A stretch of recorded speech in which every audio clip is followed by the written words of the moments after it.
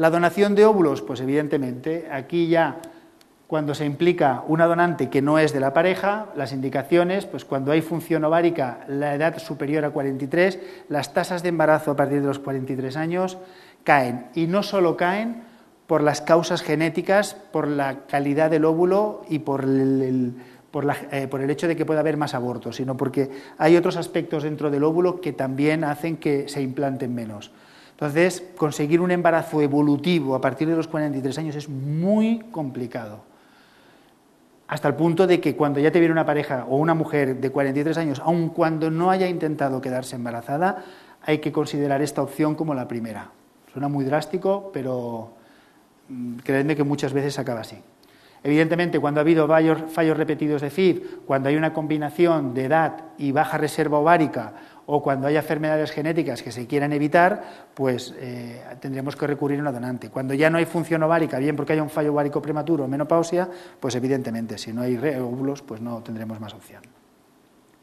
Las donantes siguen unos criterios muy similares a los donantes de semen que hemos visto antes. Aquí sí que hay un límite de edad, 35 años, evidentemente historia clínica, no portadora de enfermedades, nada que se pueda transmitir, la donación sigue siendo anónima y altruista, el test psicológico también para ver que son personas normales, todas unas exploraciones, estudios de enfermedades de transmisión sexual, grupo sanguíneo, genético, y además se busca la similitud física entre la donante y la receptora, ¿vale?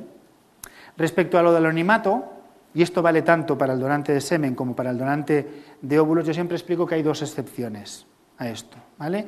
Una es, si el hijo nacido tiene alguna enfermedad grave que necesite de una donación, yo qué sé, de médula ósea, cualquier cosa, siempre los progenitores tienen derecho a contactar con la clínica, quien puede contactar con el donante para que, no está obligado, pero para que el donante decida si quiere hacerse las pruebas para ser donante de médula ósea. Y en ese contexto ha habido casos en los que la pareja o la paciente ha conocido a la donante, ¿vale? La otra excepción es cuando hay algún tipo de responsabilidad legal, básicamente que se pueda probar que la donante ha actuado de mala fe, o el donante de mala fe, ocultando información que podía ser médicamente relevante. En este caso se puede denunciar a la donante y el juez puede autorizar el revelar la identidad de la donante, ¿vale? Yo en 20 años que llevo trabajando en esto nunca he tenido este problema, nunca. Pero bueno, la ley lo contempla, por lo tanto no deja de ser un punto de seguridad legal que ayuda pues, a confiar que la donación, y a esto se les informa a los donantes, evidentemente, y en su consentimiento lo pone. La donación de embriones, pues bueno, es un proceso que está allí, que a veces en casos como los que hablamos es una opción aceptable, porque si tienes que utilizar, sobre todo cuando ya te planteas una donación de óvulos, bueno, si ya estoy utilizando donante de semen y encima tengo que utilizar donante de óvulos, pues es un proceso en el cual hay embriones que otras parejas que ya tienen los hijos que quieren han donado sus embriones, están a disposición en los bancos, y entonces solo tienes que prepararte el útero, ¿vale?, para sincronizarlo como veíamos que hacía la madre receptora, y en el día en el que ya llevas los días necesarios de progesterona, descongelas estos embriones y los pones, ¿vale? Los dos progenitores, padre y madre, tienen que cumplir los requisitos que establece la ley para ser donantes. Es decir, una mujer que se ha quedado embarazada de una FIV propia de 38 años, que ella tenga 38 años, no puede donar sus embriones porque tiene más de 35. ¿Vale? Por lo tanto, se han de cumplir los requisitos. Por lo tanto, no deja de ser una donación. Las tasas de embarazo son inferiores, ¿vale? No porque estén congelados, sino porque muchas veces son embriones que ya vienen de ciclos que han sido de éxito, es decir, son buenos, pero no han sido los de primera elección. Por lo tanto, hay un sesgo allí. Claro, hay veces que sí, que tienes la pareja que te hace todo, vamos, todo dieces. Pero bueno, no suele ser lo habitual, por lo tanto, ya hay una menor calidad respecto a otros procedimientos.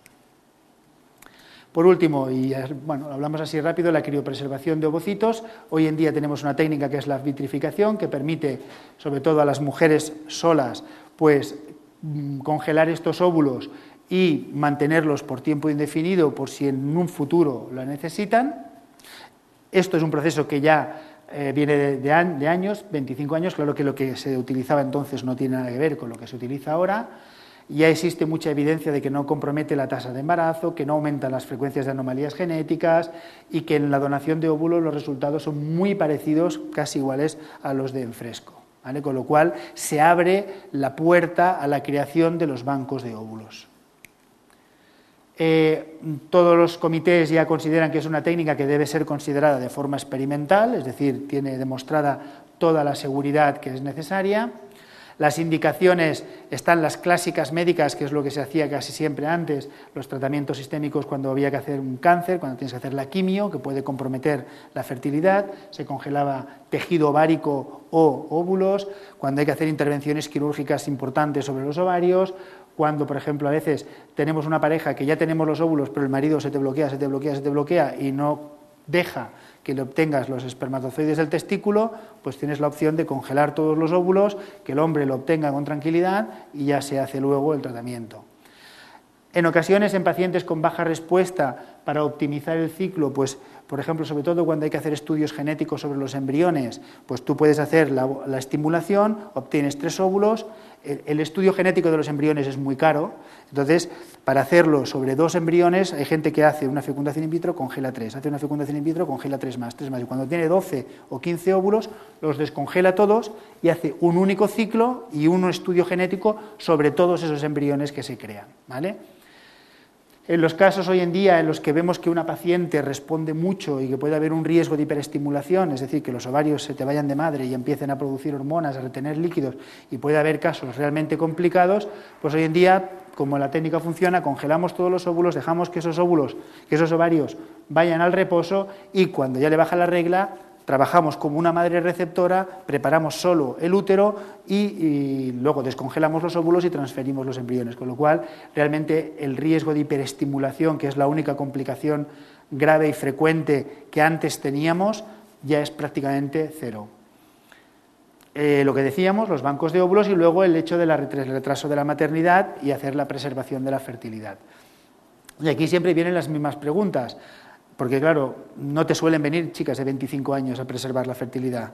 ¿Ahora cuáles te vienen? Pues bueno, muchas chicas que tienen 38, 39, 40, ahora está esto de moda, tienen la sensación de que se les pierde el tren y te vienen quizás demasiado tarde. Un estudio muy importante que se hizo en una colaboración entre un centro español y 2 italianos, se incluyeron 2.721 óvulos de 486 ciclos, todas mujeres menores de 43 años, y se utilizaban, los ovocitos supernumerarios es porque en Italia está prohibido inseminar más de 3 óvulos. Entonces, si una mujer produce 8, solo pueden trabajar con 3 y los otros 5 hay que congelarlos, porque no se puede congelar embriones, es ilegal. Entonces, por eso se trabajaban con ovocitos supernumerarios cuando había riesgos de hiperestimulación, los bloqueos de la obtención del semen o sencillamente los casos de preservación de fertilidad. Entonces, si se ve, lo que se vio básicamente era que la tasa de embarazo era de un 28,4. Dices, no mata. Pero entonces es cuando tenemos que buscar en qué casos realmente vale congelar los óvulos. Lo primero que se hizo fue separar por aquellas pacientes que habían obtenido menos de 8 u 8 o más. Y ya vimos que las tasas son muy diferentes, por lo tanto, la cantidad de óvulos que se congelen es relevante para la tasa de éxito, hasta un 46,4%, que es muy equiparable a una fecundación in vitro. Y luego, dentro de estos grupos, se buscaron factores como, por ejemplo, la edad, que para las que producían pocos, volvíamos a lo de siempre, pocos, pero joven, no está mal, pocos y mayor, horrible. Claro, entonces, cuando te viene una paciente de 40 años que tiene una reserva ovárica justa y te dice, es que quiero congelar los óvulos, pues ahí a eso vamos, al 12%. Probablemente no compense, aunque normalmente puedes ir acumulando, y claro, a base de acumular, pero bueno, hay un coste económico alto. En las que producían más, lo que decíamos, cuando estos óvulos se creaban y se llevaban embriones que se iban a blastocisto, hasta un 62% de tasa de embarazo. ¿Vale? Por lo tanto, es un proceso que si se seleccionan bien las pacientes, que ahí es donde está la gracia, puede ofrecer un rendimiento muy alto. Conclusiones, los nuevos modelos familiares son una realidad social, las pacientes que no son estériles cada vez son más frecuentes en la consulta, la ley española contempla la realización de tratamientos de reproducción asistida con independencia de estado civil u orientación sexual, siempre que no intervenga una tercera persona, porque en este caso, a nivel de parejas homosexuales existe la discriminación, porque una pareja de hecho sí que puede hacerlo si es heterosexual, pero homosexual no. Las mujeres solas, parejas no casadas y lesbianas quieren tener y criar sus propios hijos. No hay evidencia de que los hijos de estos colectivos tengan ninguna desventaja respecto a los hijos de parejas tradicionales. Los datos actuales no justifican restringir los tratamientos de reproducción asistida. Los programas de reproducción asistida deberían realizar todos los tratamientos disponibles sin tener en cuenta nada. Y aquí, por nuestra parte, yo soy defensor firme de poder realizar un ROPA en mujeres que no estén casadas, que no exista el matrimonio. Y luego, en las pacientes no estériles, mujeres solas, bueno, el banco de semen evidentemente es obligatorio siempre. La inseminación la podríamos reservar para mujeres jóvenes y jugando con este número de entre 3 a 6 en la medida de lo posible, aunque fuera con una mínima estimulación, porque los resultados son significativamente mejores. Las otras opciones, FIV con banco, donación de óvulos con banco, donaciones con embriones en los casos en los que esté indicada.